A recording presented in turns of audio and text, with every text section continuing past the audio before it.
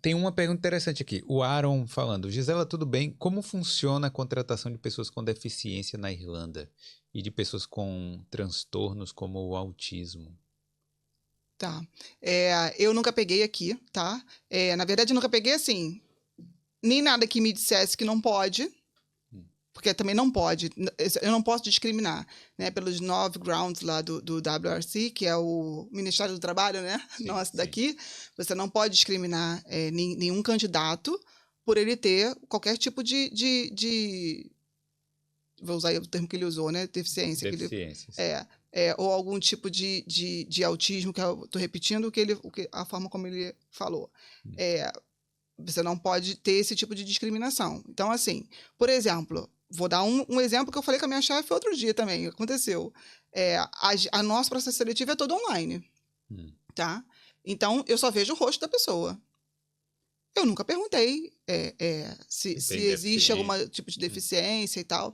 Tem algumas empresas até que colocam se precisa de algum tipo de assistência. Por exemplo, quando você manda o convite de uma entrevista presencial, por exemplo, se a pessoa necessita de algum tipo de assistência quando chegar no local, né? De repente tem que ser um lugar acessível e tal.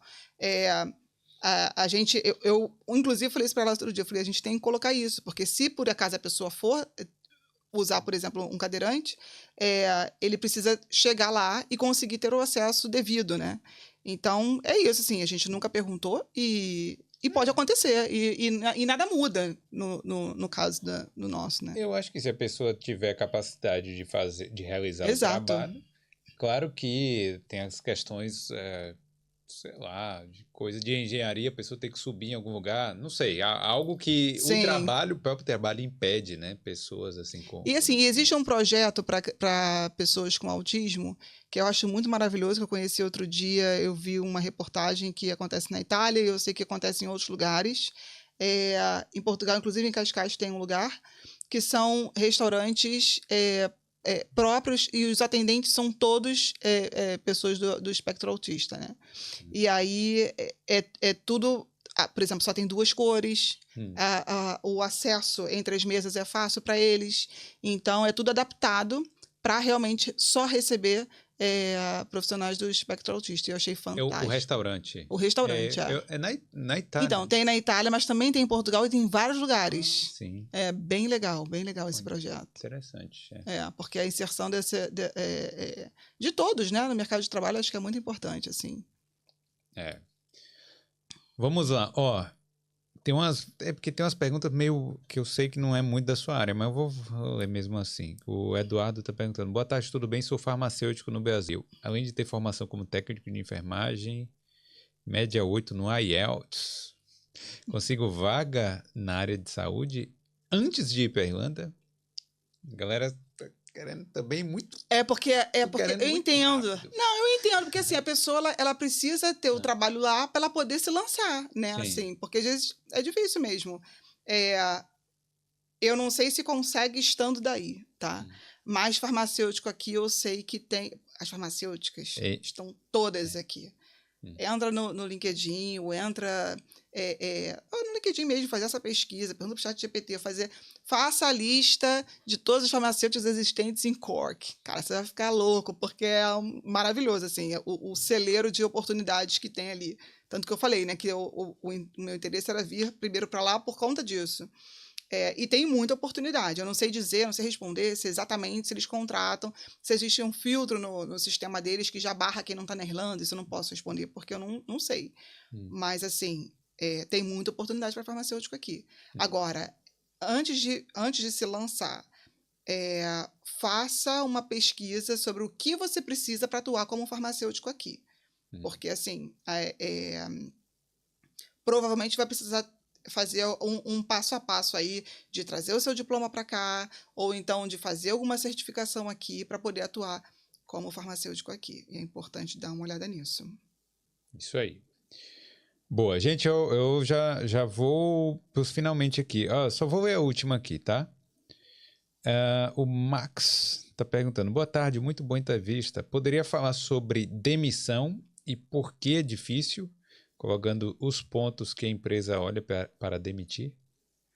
É difícil porque tem a proteção do empregado, né? Assim, então, para a empresa... É essa a pergunta?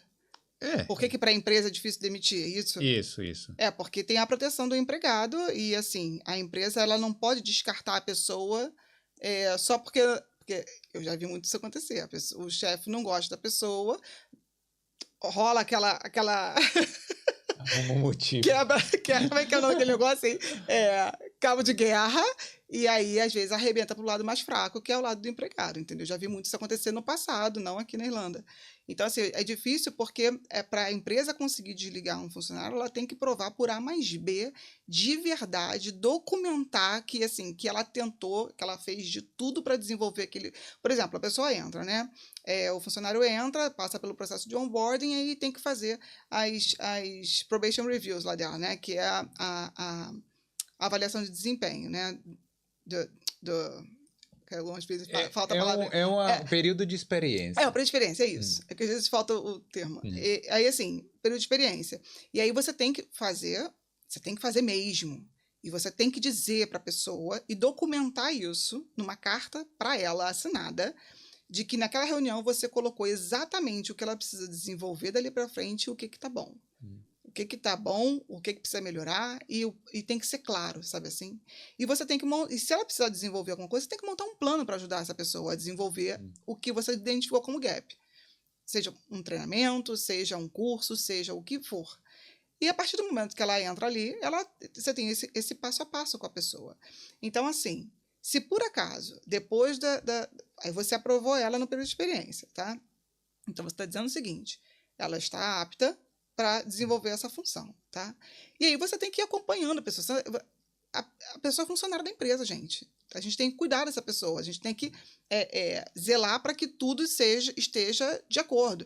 A pessoa está passando por um estresse, por algum tipo de pressão. Tudo isso tem que ser visto. Não é à toa que a NR1 vai entrar aí no Brasil com a atualização dela sobre os fatores psicossociais, né? Porque tá uma polêmica lá.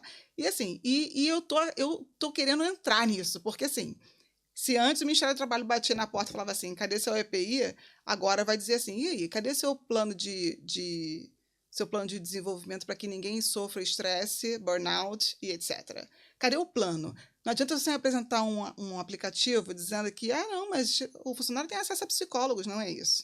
Isso não é plano. Qual é o plano que você tem para que os funcionários não passem por esse tipo de problema? Então, assim, a gente precisa, a empresa precisa cuidar para que aquela pessoa se desenvolva e vá adiante. Então, por isso que eu estou dizendo que não é fácil, porque você, para conseguir demitir, você tem que provar por A mais B, documentar tudo, e depois de mostrar que você fez tudo que estava ao alcance e tudo que tem que ser feito para... E aí, se no final realmente você quiser desligar, você vai desligar, correndo o risco da pessoa ir para o tribunal e etc, entendeu?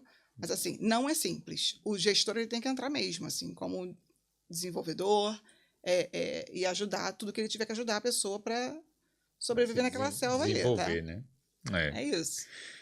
Eu conheço uma pessoa que entrou no tribunal aqui, no WRC contra a empresa, e você sabia que é tudo público? Então, você pesquisa o nome da pessoa, tá lá. Tá lá no site do WRC e tal.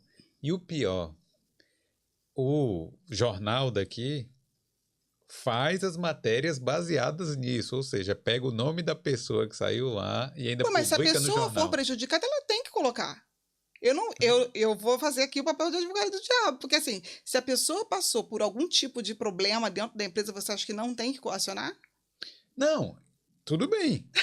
Pode acionar. Não, eu acho que ela tem que buscar os direitos dela, mas o que eu acho que não devia ser público isso. Ah, entendi. Porque você contrataria alguém que tá lá o nome dela falando que ela entrou com processo? Depende.